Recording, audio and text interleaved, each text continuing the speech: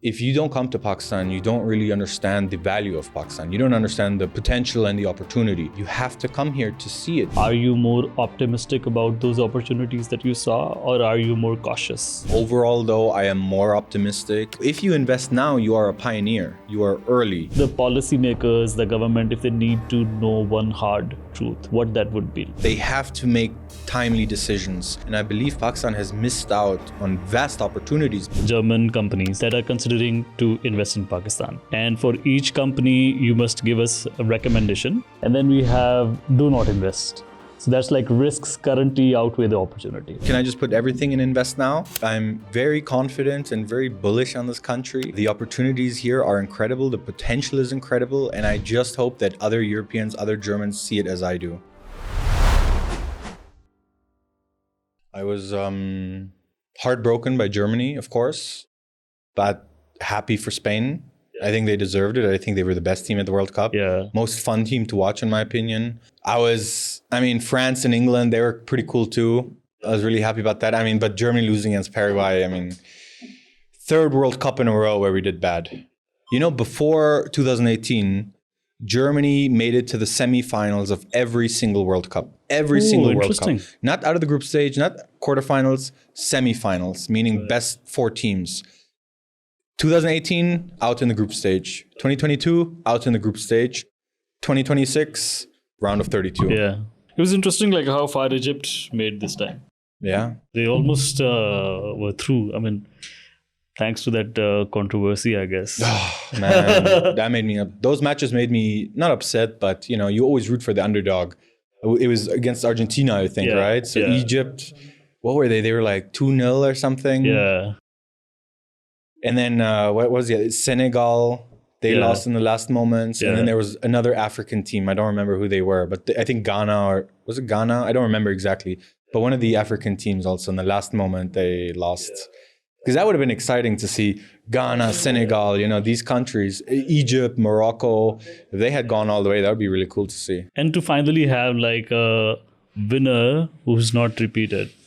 Because I think Egypt never won a World Cup. No. Yeah. I think France won 4 times. Brazil won 5 times. Germany won 4 times. Spain won twice. England once. Hungary once. Italy, I want to say 4 times. So yeah, it's mostly Europeans and then Brazil and Argentina. I'm really impressed by this knowledge that you have of, I'm German, this is in our kindergarten, we have to learn this. Yeah, how many goals did Klose score, and Michael Ballack, and we just know this. I also had, since cricket is more frequently played here compared to any other game, and it's sad that we are also our team is constantly declining in this area. But I remember as a child, I used to have the Cricketer magazine. So I would just go through it page by page, flip through all the pages, memorize all the records of which player had how many centuries and scores and all of that. Who's the famous Babar Azam, right? Babar Azam was doing pretty well, but I think his form has been declining for the last 3 years. Although he made a remarkable contribution in this ongoing series with the West Indies, just concluded yesterday, I guess. I love cricket too. I used to play cricket in school. I went to boarding school in England for a couple of years. So I was on the cricket team there. Okay. I don't remember what position. Right. I want to say backstop. Is that a position or is that baseball? Yeah, it must be baseball. The guy behind the wickets. That's wicketkeeper. Wicketkeeper, okay. Baseball is backstop. Yeah. That was fun. A lot of fun. Yeah, but our team was very bad. I think we lost I think we only played 4 games against other schools. But I think it's interesting when you talk about the kind of, how do you say it? Germany, our football team has been bad for the last, 10 years or so. Since we won the World Cup 2014, we really haven't been anywhere. And I think Pakistan cricket has a similar story. But at the same time, Pakistan football is kind of becoming bigger and bigger.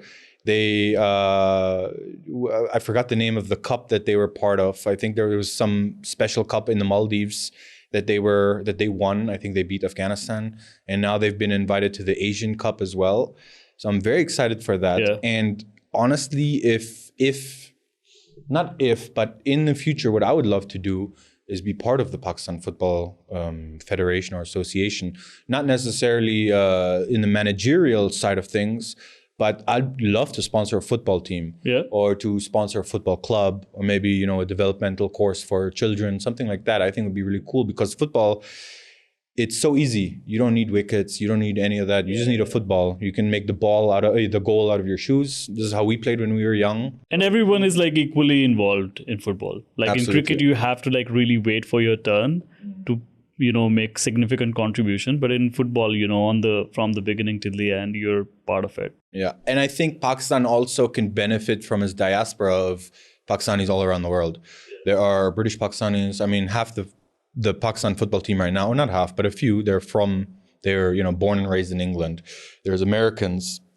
I know in the women's football team of Pakistan, there are American women who with Pakistani ancestry there too. I think that's the key for Pakistan, because a lot of countries, like in the Senegal team, most of them are really French citizens.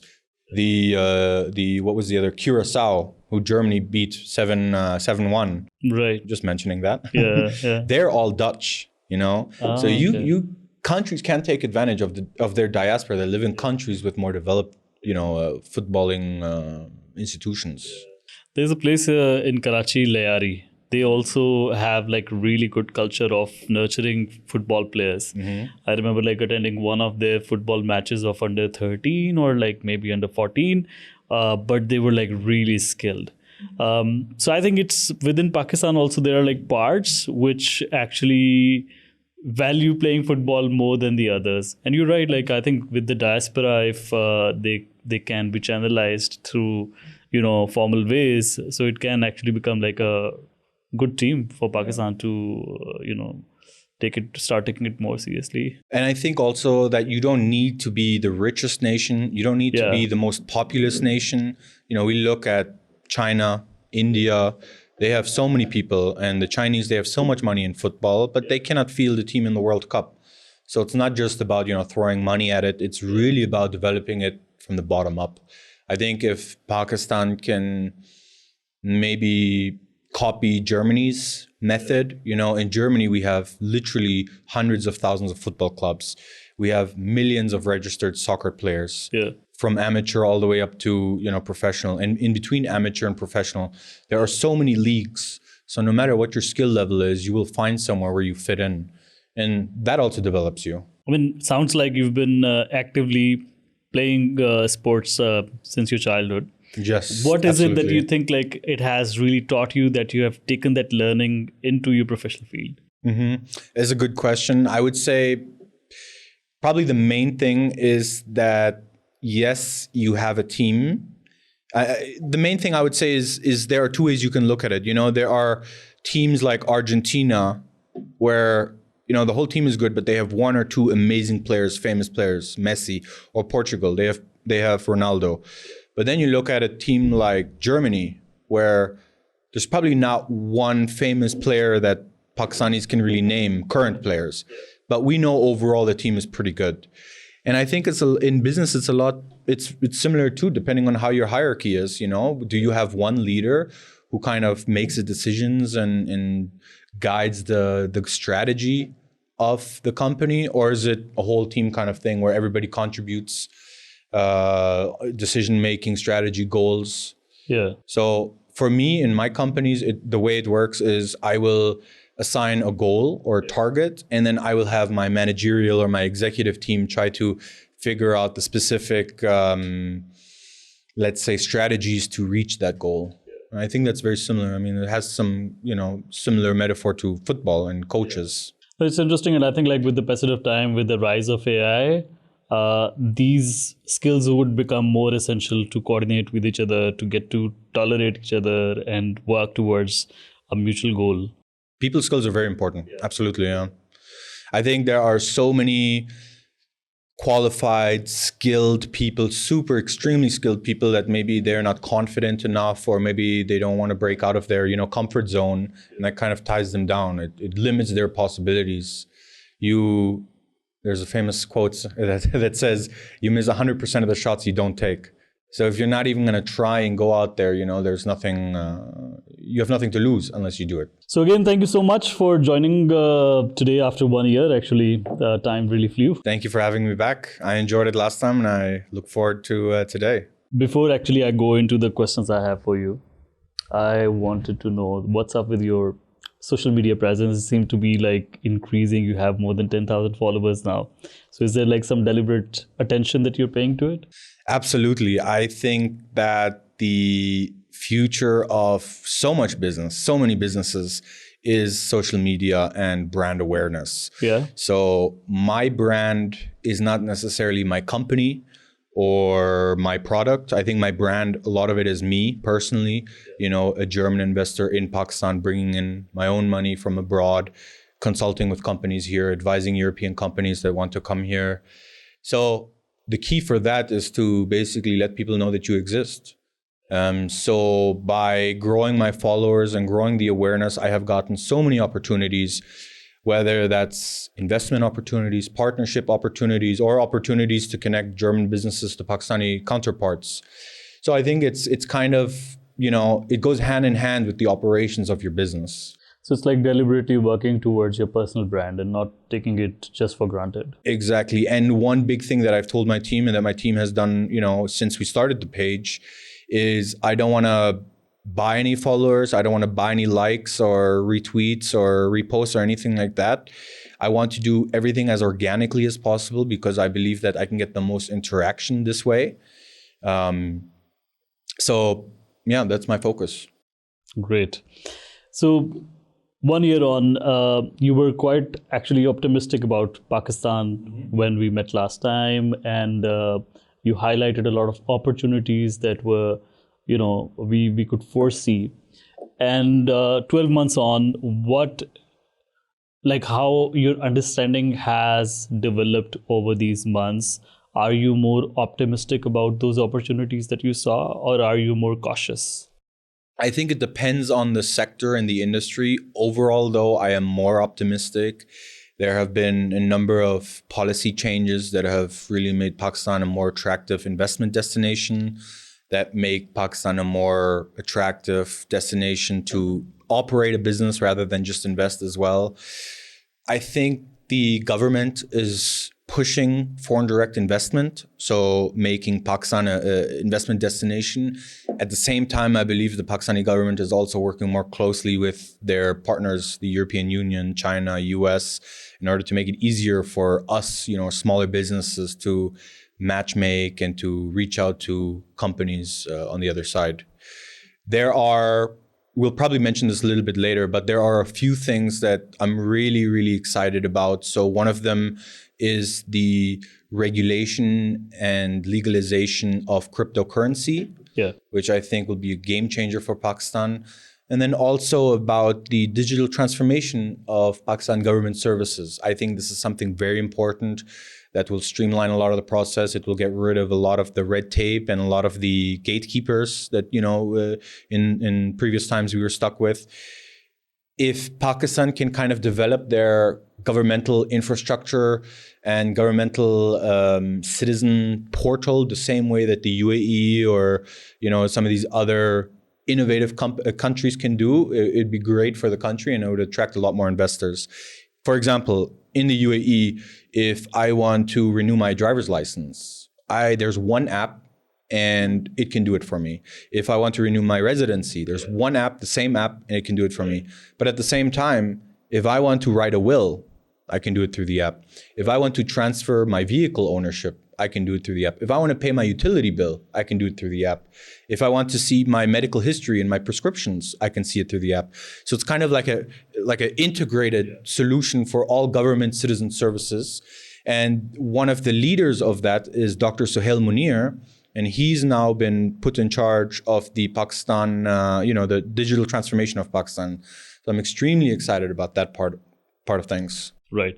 And is it the same in China as well? I think they have WeChat that they use for every purpose. China has these big all-in-one apps, WeChat, Alipay, AMAP. And if you're Chinese and you're living in China or you're a Chinese resident, then it's amazing. the same thing. You can do all government services through these apps, but more than that, you can call your Uber or Didi in China. You can do your food delivery. You can book your doctor.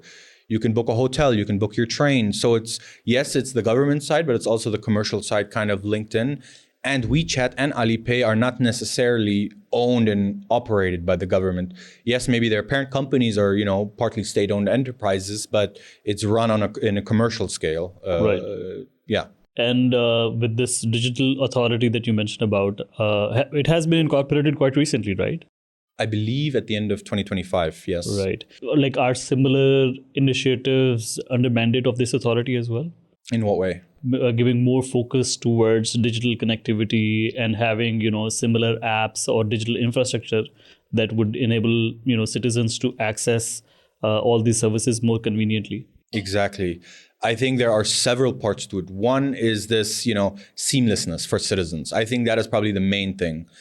For you and I, if we want to do anything government service related, NADRA related, that we can do it all through one app. Of course, now we have the PAK ID app and we can, renew our CNIC and things like that. But it'd be great if we have something where we can really do all government service. Now, what we have to consider is that Pakistan is not like the UAE. UAE is 7 different emirates that all work together. And so these apps, they work. It doesn't matter if you're in Abu Dhabi, if you're in Ajman, or you're in Dubai. Pakistan is different. We have Punjab, we have Sindh, provinces. We have KPK. So I know there will be specific government services that will be specified for each different region. So I'm not sure exactly how they're going to do it. But what I do know is that Dr. Suhail Munir and the whole team, what they want to do is they want to transform Pakistan into a nation where nobody can tell you, no, this is not going to work, or you can't do this, if it's not right, if you know what I mean. If you have the application, if you have all the documentation, there should be nothing stopping you from getting that license, that approval, that NOC. And by having it all being digitized and not one person, not one gatekeeper, it opens it up to everybody else. It makes it more fair, it makes it more seamless. And it also makes it more secure for me if I know, okay, I am doing everything through this app, or I'm doing everything through this website, I'm uploading my documents. I don't have to worry about what this person will do tomorrow or what he thinks about me and my business. It's straight, right or wrong, if that makes sense. It's either you pass or you don't pass. It's no in between or this and that. And for those who may not know about BVMW and your country representative, can you briefly elaborate what is it, and in last 12 months, what the progress has been? Yeah, sure. BVMW is Germany's largest union of SMEs. So we represent about 300,000 companies within Germany, and then also about 9 million members around the world. I am the country president for Pakistan. So my mandate basically is to increase bilateral trade. What does that mean day to day? It means that I meet Pakistani businesses and then I try to find their German counterparts for investment, for partnerships, for JVs, for supply relationships, anything like that we do. We try to connect you, or we try to connect the Pakistani business with their German counterparts and vice versa. The other thing we do is we have about 2,000 events every year, and not just Germany, not just Europe, but all around the world. And so what I have done over the last few years, I have invited Pakistani business delegations to Germany, to Saudi Arabia, basically all around the world to our events where they can meet their counterparts. Since we met last time, there have been a number of changes. So since then, we have brought 2 more delegations to Germany. From the initial 10 businesses, last year it was 20, and now this year it was 30 businesses. We have access to German parliament. So we've taken these Pakistani businessmen and women to the German parliament where they can talk about any concerns or challenges. And I'm not just talking about parliament in general, but the specific South Asia working group, so that these are the people that are doing the policies that affect Pakistan and this region. That was really great. We take them to the German Chamber of Commerce. We take them to the German Trade and Investment Authority, which is similar to the Board of Investment here. So we do really a lot of things, a lot of different things that all kind of work together. The end goal from my parent organization is to increase the standing of Germany in the international community. My specific mandate is more regarding Pakistan and Germany. In that, Again, all the events I do, all the webinars I hold, but the main thing really is that I get to know Pakistan and I get to know Pakistani businesses, the culture, how it works here, and then I can translate that and kind of bring it to the German parent organization so that we can, customize our events and our delegation visits to more fit closely to what they want. And in last 1 year, you may also have seen a lot of deals being matured, a lot of announcements being made. And what do you think, like sometimes what are the reasons why some of the deals, they collapse and they don't get to see the maturity? Yeah, it's a great question and it happens a lot. And I can only speak from the German side. German investors, German businesses are very, very risk averse. So if they see anything negative, if they hear anything negative, immediately they will say, no, thank you. And that can happen in the later stages of negotiations too. I think the main issue that we're facing is that the German side is not here in Pakistan. If you don't come to Pakistan, you don't really understand the value of Pakistan. You don't understand the potential and the opportunity. I am here, so I see it. But my German counterparts in Germany, they do not see it. They tell me, Matthew, I can get the same labor cost savings in Vietnam or Bangladesh. Why should I come to Pakistan? And I tell them, you have to come here to see it. You have to come here to see the opportunity. There are 250 million people here, most of them under the age of 30, skilled workforce. Most people speak English. Everybody's tech savvy. I mean, these are the skills that the German companies need and are looking for, but it's just that there's a disconnect. And again, it can happen for so many reasons, but that's why I think it's so important to work through an organization, whether that's my organization, whether that's the AHK, which is the German government, basically Chamber of Commerce, International Chamber of Commerce, so they're active in Pakistan too. There's the GIZ, which is more of a developmental organization. Obviously, there's the German embassy, but I would definitely suggest if you're a Pakistani business and you're looking to partner with a German company, go through one of these organizations because they can do the checks beforehand. They can make sure that everything is according to whatever MOU or agreement was signed. And then when you come to that phase of actual implementation, then there's not going to be any surprises. And I think that's the key. About the digital opportunities, Pakistan now has a comprehensive virtual assets framework. And what do you think, what commercially is now possible in this particular area that was not possible 12 months ago? I am extremely excited about this. I think this is one of the best things that happened to Pakistan in the last few years. There are something like 40 million cryptocurrency users in Pakistan right now. I think I read that more than $80 billion is locked up because there's no way to, cash it in Pakistan or liquidate it in Pakistan. If Pakistan is able to, build a framework, I think what they're doing right now is they're building a framework kind of modeled on the European Union version. So if they're able to do this, number one, it will free up so much money that is kind of locked up right now. And I'm not talking about black or illegal or dark money. This is legal money that just has been difficult to deposit in Pakistan.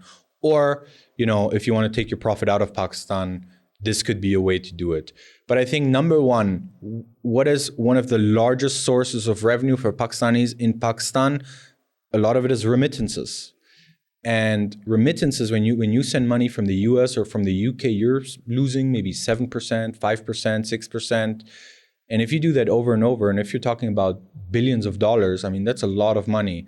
So one, you will save billions of dollars. Billions of more dollars are going to come to Pakistan if they're remitting money through one of these cryptocurrency exchanges. I know Binance, I know HTX, I believe maybe one or two others have gotten the NOC already. So we're very, very close to that, proper regulation. But I know even now, I believe it's BitGet that you can connect your EasyPesa account.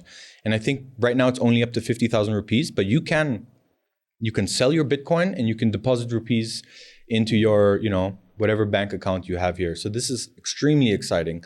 And then the second part of that, as I mentioned, is it feels, as an outsider looking in, it feels like it's modeled after the European system framework. If that's the case, then a German company can easily translate their business to Pakistan. By translate, I mean, bring their offices to Pakistan, also provide services to the Pakistani market.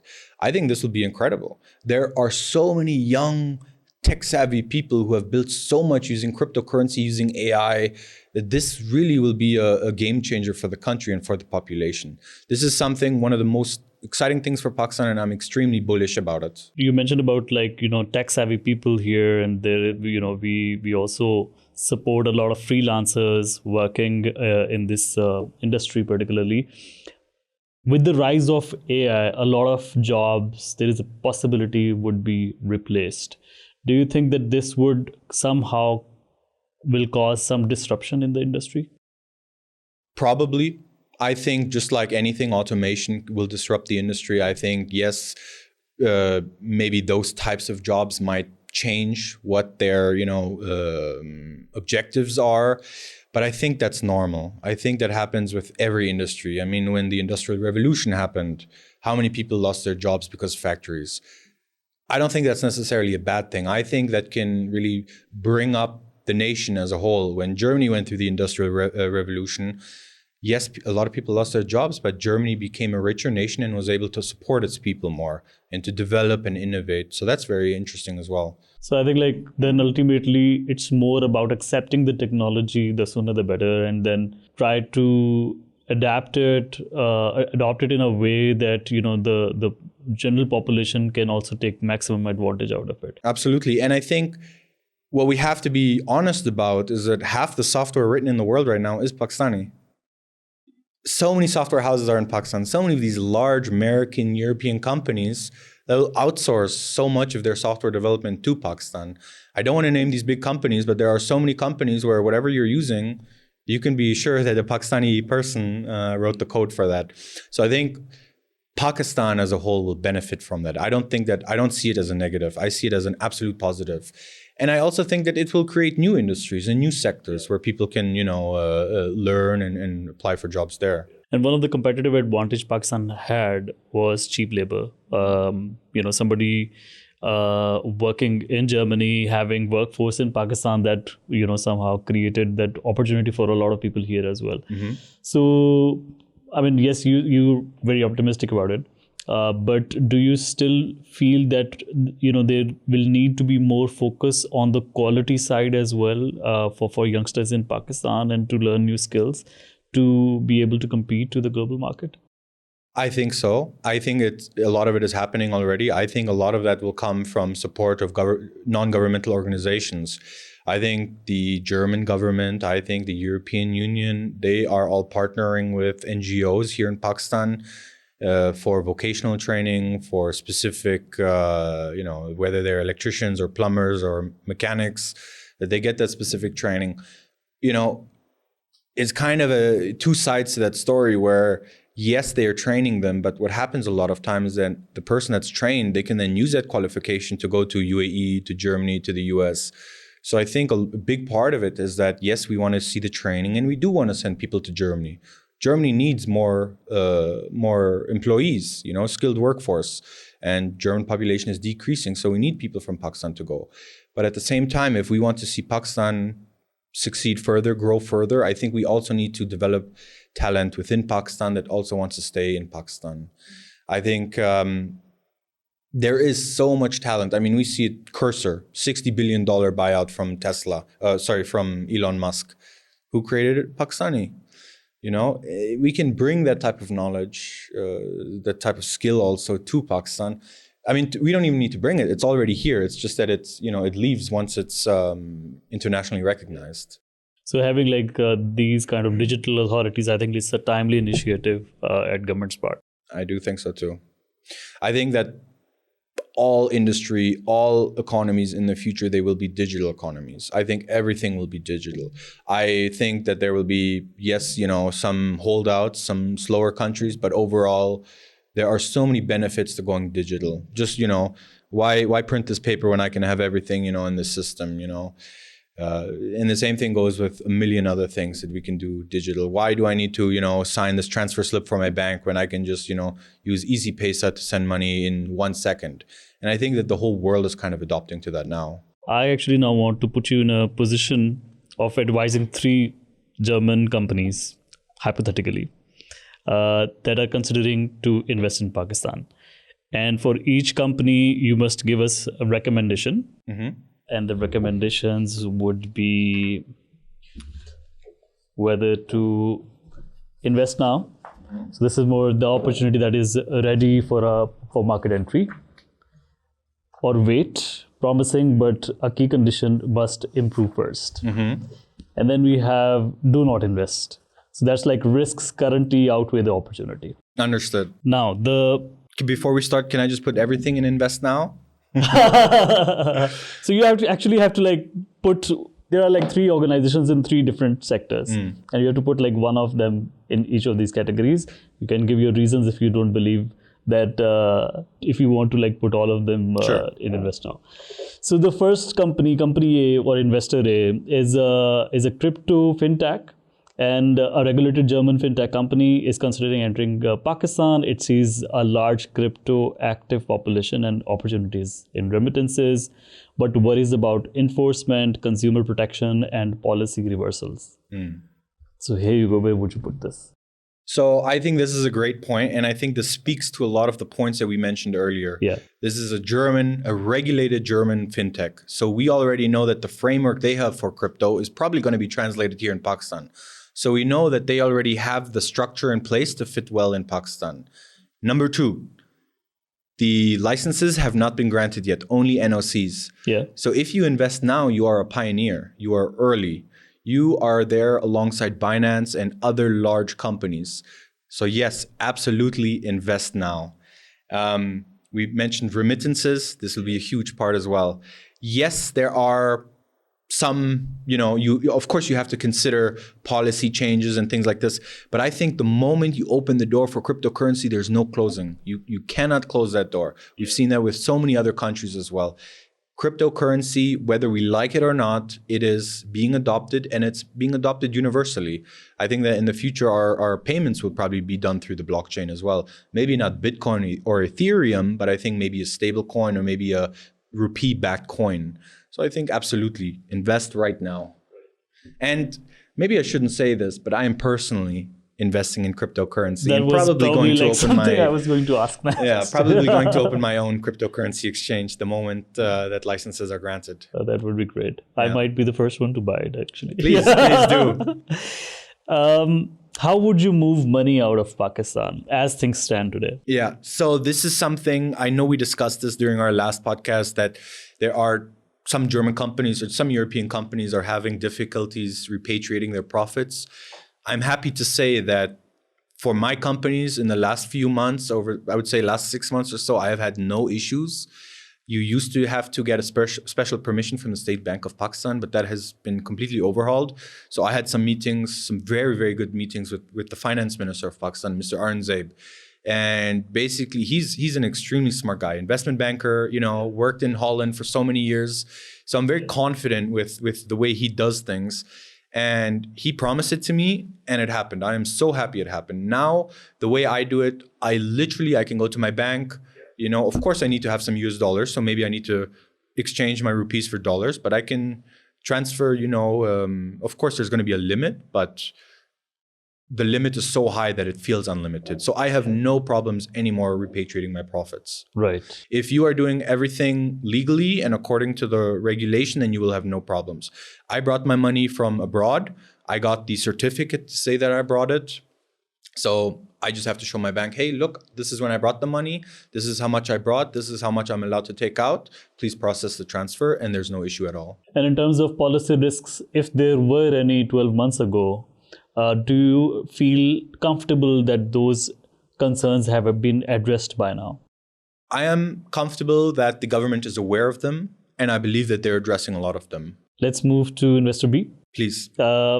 A German engineering company wants to establish 100% technology and technical support operation in Pakistan because labor costs are substantially lower than in Germany. Mm-hmm. Where would you put this? I would really say it depends, but you did mention that technical support operations. So for something like this, where there's no hardware involved, I would say invest now. I think the labor costs benefits That is something that will only decrease in the future as Pakistan develops more and more. So I think now is the time. If you are going to do this, you should do it now. And it's something that I know a lot of companies are doing. I know a lot of companies it used to be that they would outsource to Pakistan, but I know that now a lot of companies are coming to this region to set up their own support facilities. They can train their own people. They can bring the equipment so that they know how it works. And then they can be that, technical support. Right, so you would also want to invest yes. now. Okay. Now, third one is more related to logistics and particularly regarding Gwadar. So a German logistics company is studying Gwadar. It sees strategic location and new bunkering capability, but is uncertain about cargo volumes, inland connectivity, supporting infrastructure, and sustained demand. Where would you put this one? This one is a little bit more difficult because I believe the logistics industry or sector here in Pakistan is not as developed as Germany or the rest of the European Union. I would say this one, I would wait a few years to see if Gwadar develops as expected. So we have seen a number of shipments now because of the situation in the Middle East and the Strait of Hormuz crisis that Gwadar is, we're seeing, as you said, some bunkering facilities. We're seeing transshipment. We're also seeing shipments to Pakistan itself. So it's an interesting point. I would want to learn more about it. And I would like to see also maybe 6, 9 or 12 months of, consistent deliveries, consistent operations without any issues. Because of course, you have to consider everything. And like I said, German investors are very risk averse. So I would say, wait, reach out to me and get my opinion for them. You put it on wait. What exactly would you wait for, and what event would encourage you to actually start investing in this particular area? Yeah, this is a great question because this is also a lot of what companies ask me is at one point, is it a place that I can invest right now? And I would say it depends on your risk profile, but it also depends, I think we need to see, like I said, a year or so of consistency from Gwadar port, but also a year of consistency within logistics in Pakistan. Yeah. The other thing that I would like to see is some sort of national customs system, national logistics system. The way it's right now, I believe that every province has their own system, I would say. So for example, a gemstone mine in KPK, they are only dealing with the KPK customs office. A mine in somewhere in the south, they would deal with another province. So I think if we can build something where it's a national system, a national cadastre, a national system where you can make sure the products are authentic, you can certify, and that you can also deliver it in customs office in Hunza. For example, if you're selling jewelry or gems to Germany from a mine in Hunza, that you can deliver it to the office in Hunza, packaged, everything neat, certified, get it done. You don't have to worry about it. You don't have to worry about anybody opening it. You don't have to worry about, duties or anything like that because it's all one system. So if I know there is a proposal with the government, and I know there are a lot of companies and organizations working on this and pushing this. So I do believe that this is something that is in the works. Do you have personally made some investments in Gwadar? Personally, I have. I bought some land many, many years ago. So I am very confident. We talked about SIFC last time also, that how they have been very helpful in facilitating the entire process for you being a foreign investor.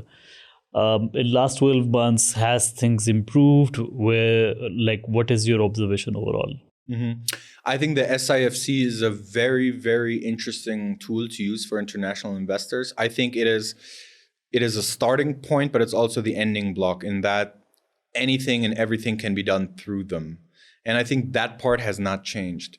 But I do think that chambers of commerce and boards of investment have taken on a stronger role, where if I'm an investor, I don't necessarily only have to go to the SIFC or only want to go to the SIFC, but maybe I want to shop around and look at, Punjab Board of Investment. I want to look at Pakistan Board of Investment or, one of these provinces. So I think the mandate is more of, for SIFC, the mandate, it seems to me that it's more of the large companies, these Fortune 500 companies that want to come to Pakistan. Let's support them as much as possible. Let's make it easy. But I think if you're an SME, it might be more useful to go initially, maybe first, to go through one of the boards of investment or chambers of commerce, and maybe they can answer your queries and point you in the right direction. But overall, again, I would say the SIFC has been instrumental in a lot of the changes for Pakistan. And they have helped my businesses. They have helped numerous businesses that I have brought to them. And by help, all I mean is things like consulting or advising on the next steps, on how to get this NOC, how to get this license, how to deal with this, So it is very helpful. And I'm very positive on them as well.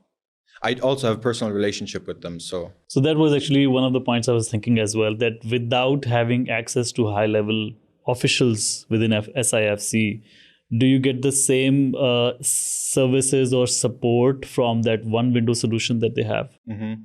So when I initially came to Pakistan and reached out to the SIFC, I was not part of any organization. I had my private companies. So I was a SME basically here in Pakistan, and an investor from abroad. And they responded immediately. They helped me. They took on the meeting. So I would say any company can reach out to them. You don't have to be a big company. So it's equal treatment that everyone gets. Exactly. More or less. And I don't, maybe here in Pakistan, we don't see the same benefit because it is mostly for international investors. Yeah. But as an international investor, having a single window, investment, system is so much more beneficial than me having to go through 5, 6, 7, 8 different places. I've done business in a lot of countries around the world, a lot of African countries too, and there you don't know who you need to go to. You don't know what the next step is. Somebody comes and tells you, okay, you need to pay $1,000 and this is the next step. Here in Pakistan, it is now that you know exactly what you need, you know exactly how much you need to pay. So there's no ifs, whats, buts. It's all, straight on paper. And we were also talking about the commodity market, that it's becoming more structured through PMEX. Correct. So PMEX is the Pakistan Mercantile Exchange. They are the regulatory agency in charge of the commodities market here in Pakistan. And the commodities market in Pakistan actually, unfortunately, it has a relatively negative name or negative connotation because a lot of people, when they hear FX or commodities or trading, they think maybe scam or fraud. But that is not due to PMEX or due to the local businesses. Instead, that is due to unregulated companies that are advertising their services. And unfortunately, people not knowing the difference between regulated and unregulated. A regulated company within Pakistan with commodity brokerage, they never touch your money. So for example, if you were to invest or want to trade gold or silver through a platform, you make an account with that platform, but your money, you don't send your money to Matthew or to Raja or to someone. You send your money to PMEX, so you know that your money is safe in their hands because this is a government agency rather than a private business. So a lot of it has changed. The other thing is that the market is increasing, the value of the market. So in the US, daily trading is something like $5 trillion. I mean, it's incredible. Here, it's still in the millions, low millions. So there's so much room to grow. That's why I am so interested in this sector. And that's also why I opened my own commodity brokerage. In fact, I am the first non-Pakistani to have a commodity brokerage in Pakistan. I'm really excited about it. The hype is there, the interest is there. And so at this point, we're kind of rolling out, there are multiple parts to commodity brokerage. Right now, we're focusing on market making, which basically means that I give you the quote. So if you're buying or selling, I'm the one that's telling you the price, and that the price difference is basically my revenue. And then the other side of things is when I take on customers. If you become a customer of mine, I will make available to you gold, silver, euro, whatever commodity you're looking to trade, we have it. We also have agricultural products like corn or cotton, and physical gold also, if you want to purchase physical gold. What I mean to say by all of this is a really important and useful tool for you to diversify your investments, to hedge against inflation of the rupee, and also feel like you're your own boss, have a side hustle. If you are young, if you're hardworking and ambitious, you can trade and make money. You don't need to have a PhD degree in mathematics. You can look at the international, you can geopolitical, you can see what's happening. Okay, there's a war in Iran, or there's a war with Iran, between Iran and the US. Okay, what does that mean? Okay, maybe crude oil is going to go up. Okay, crude oil is going to go up. Maybe gold is going to go up too. They signed a peace agreement. Oh, we know crude is going to go down. So there are so many ways, and there's so much knowledge here too, that they can utilize this knowledge to actually make some extra income. So what I really want to do is I want to kind of democratize financial services in Pakistan. This commodity brokerage is step one. Step two for me is the Pakistan Stock Exchange. I would like to be able to offer equity investments as well. Step three would be maybe a digital bank or microfinance bank, something like that. I really want to open the door to that, to the possibilities here in Pakistan, because it is a lot less developed than what we have in other countries. But that also means there's a lot more opportunity. And that's something I keep going back to. Even though Pakistan might be a little bit behind on this or that, that makes it a better opportunity. Me as a German, I'm not putting my money in Germany because Germany is a very saturated and mature market. It's not developing as much anymore. But when I look at countries like Pakistan, I compare it to something like Saudi Arabia, where Saudi Arabia has so much money, but they don't necessarily have the workforce. And then the opposite true is of Pakistan, where they have such a skilled workforce, such a strong and populous workforce, that they can take advantage of that if they come together, if these things. Last 12 months, we have seen a lot of progress. And some of the initiatives that you mentioned are in the right direction. But if the policymakers, the government, if they need to know one hard truth, what that would be? Yeah, it's a great question. And I think I would say to that they have to make timely decisions. So we look at cryptocurrency, which is, it has been around really since 2009 is when, I think 2008, 2009 is when Bitcoin was created. And since then, for the last 7, 8, 9, 10 years, cryptocurrency has not been regulated in Pakistan. And I believe Pakistan has missed out on vast opportunities because of that. Because we see a lot of these cryptocurrency companies in the US and Europe and UAE, they are founded by Pakistani people. So if Pakistan can make decisions a little bit more timely, I think that would be very beneficial for the country. They can innovate. They can be part of that initial innovation. Anybody starting their business in Pakistan today, or any investor looking to invest in Pakistan, what would be one thing particular area where you would guide them towards, and what would it be that you would tell them to be cautious about? I think we can talk about industries and sectors, but what I would say generally to all international investors coming to Pakistan is that you have to learn the culture. You have to understand the Pakistani people. In Germany, when I go to a meeting, we have meeting notes, we have what we want to discuss, and that's it. Hello, yes, no, thank you. Pakistan is not like this. In Pakistan, people like to sit down, they like to have coffee, they like to have tea. And I would say 80% of the conversation will not even be about business. It will be about family. It will be about how you're enjoying Pakistan. And I think Germans, specifically Germans, because I know the way we are, we need to learn to not rush so much and kind of, build relationships with people rather than only think about building a partnership or building a business only. I think business opportunity, a lot of that comes through relationship. My commodities platform, I am not a commodities guy. My background is investment banking. How did I learn about this opportunity? Just through relationships, through speaking with people. I had never heard about this opportunity in Pakistan. But because I met these people and we have a good relationship, they can share these things with me. So that's one thing I would say. If you're coming to Pakistan, don't come for a day, don't come for 2 days. Really try to stay 5, 6, 7 days. Go explore, meet the people, see the culture. That is what attracted me to Pakistan. When I came here initially, I know I mentioned this in our first podcast too, but I couldn't pay for my food. Nobody would let me pay. Nobody would let me pay for water or anything. People would ask me, where are you from? Oh, how nice, you're from Germany, you have this, And that is not something that happens. I don't know where else in the world that would happen. I don't think it happens anywhere else in the world. The second thing I would say is Pakistan is a very big country. and very diverse country. What you have in the north is totally different than what you have in the south or the east or the west. So I would say, explore the country and really choose an area based on what your business or your industry is. So if you're interested in textile manufacturing, you're going to go Lahore or Sialkot or one of these, or Rawalpindi. Leather, you're going to go to Sialkot. If you're doing, surgical equipment or pharmaceuticals, you might be in Karachi. So really look at the different provinces, what works, what doesn't work. And then the other thing is, just like for Pakistanis, there are so many opportunities in Europe and through the European Union, grants, financing, loans.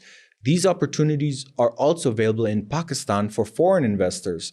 Maybe not financing, but there are special economic zones, there are concessions, there are deals that can be made with government or government agencies because they want that foreign investment, they want to attract investment. So really look at all parts, go to the SIFC, go to other organizations like BVMW, like the EU Pakistan Business Network, like the GIZ, like you, to understand what is the local market, what is the culture, what are people looking for, what is the demand. That's the other thing, is Pakistan, right now we're 250 million people, but in the next 20, 30 years, we will be probably the second or third most populous nation in the world. Right now, products are made in China and Pakistan and Russia and all these countries for Europe and for America, right? These are basically the target markets for most products. I think in the future, the target market will be Pakistan, Indonesia, Nigeria, these huge countries. And you see, I didn't mention China because I also think that the Chinese population and the Chinese economy, I don't want to say stagnating, it's still growing very fast, but it's kind of hit that point where, growth is slowing and you're not going to see that same exponential rapid development as we have seen for so many years. Pakistan is a country to be. Last week, I actually had a conversation with Afshin Shakur. She's a private sector specialist. And a nice takeaway for me in that conversation was, we discussed why a lot of SMEs in Pakistan, they don't grow. And the takeaway for me was that, that there is a problem of not having the right vision. The second thing is access to finance, and then lack of skill as well. Since you have seen a lot of SMEs closely, on both sides in Germany and in Pakistan, what is your observation around this particular area? I think you and Afshin are exactly right. I think your second point is probably the strongest regarding availability of financing. Yes, there are some financing options available, but it's very difficult for Pakistani SMEs. Either they're too small or they don't have the documentation. So we see this a lot with Pakistani companies, even companies that want to export to Europe, that they might not have the documentation. And it's not because they're lazy or because they're, because they don't want to spend the money on it, but because this is how business has been done for so long in so many places, that it's, a handwritten invoice that you give to your supplier. Because maybe you're a large textile manufacturer, but your supplier is a simple farmer. And he does not have the systems to provide you that traceability that that you need to sell to Europe. So I think that is the single biggest problem facing SMEs, is the lack of documentation, lack of concrete documentation that you can bring to a German bank or to a Swiss bank and say, hey, look, these are my financials. I'm doing really well. Can I please get a loan or can I get financing? Yeah. Unfortunately, it doesn't happen. The way it works here is you have to have collateral, right? You have to give your bank collateral. But if you are a rapidly growing, fast developing AI company, what is your collateral? You don't have collateral. So how can you get that financing? So this is something unfortunate for Pakistan, but I think there are some venture capital funds that are, building the market right now. And I know that there are some financing options finally available now to smaller businesses. They just have to find them. 12 months from now, what would you hope changes in Pakistan as things stand today?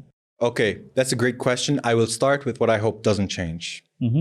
I hope GSP plus status doesn't change, because I know that the European Union is right now considering and debating the GSP plus status for Pakistan. So that's the main thing that I hope doesn't change. For me personally, what I hope changes, I hope in a year that I will have my PSX license as well. I hope that BVMW and the European Business Network will be much more known and a known brand around Pakistan regarding specifically the European EU-Pakistan Business Network that we are building.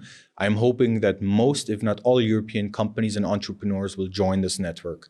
This will be a show of force also for the European Union to say, hey, look, we have a European business network. We have 450 European companies here. Let's support them. So I think that happens. I also hope that stability stays. I hope that there is not too much, policy reversal or change, but I don't think that's going to happen. I'm confident in a lot of the policies that are being made, and I hope that they really. I want to say that they don't change focus tomorrow. That they stick to something basically. So regardless of whoever remains in the power, all these right steps should be they should be intact. Exactly. I don't want it to be like the American system where, okay, today we have Democrats, tomorrow we have Republicans, and they're going to reverse everything. Yeah. I think that is not beneficial for the country. So whoever's leading the country, I hope they continue to lead it in a direction that makes it a really attractive destination for foreign investment. Matthew, thank you so much for your time. Thank you very much. It's always a pleasure talking to you. No, the pleasure is all mine. Like I said, I'm very confident and very bullish on this country. The opportunities here are incredible. The potential is incredible. And I just hope that other Europeans, other Germans see it as I do. I hope they do. And I hope to see you soon again. Thank you very much.